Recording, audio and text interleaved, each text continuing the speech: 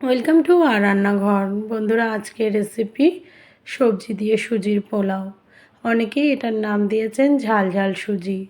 যাই হোক, যে কোনো একটা নাম দিলেই হবে, তবে ভালোবেসে দিতে হবে। তো প্রথমে যেটাই করব, আমি 2 বাটি সুজি নিয়েছি। সেই সুজিটা শুকনো খোলায় ভেজে নিয়েছি, মানে কড়াইয়ে তেল ঘি কোনো কিছুই না দিয়ে শুধু সুজিটাকে আমি ভেজে নিয়েছি।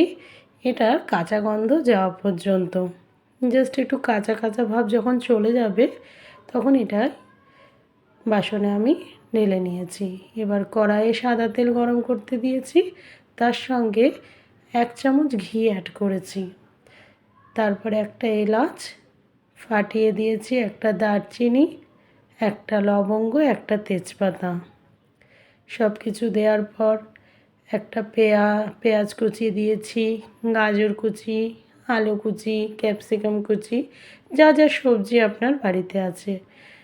একটার বাটি ফুলকপি। সব সবজিগুলো দেওয়ার পর একটু ভালো করে ভেজে নিয়েছি। এখানে আমি 4টে কাজু বাদামও অ্যাড করেছি, কিন্তু সেটা ভিডিওতে স্কিপ হয়ে গেছে হয়তো দুর্ভাগ্যবশত।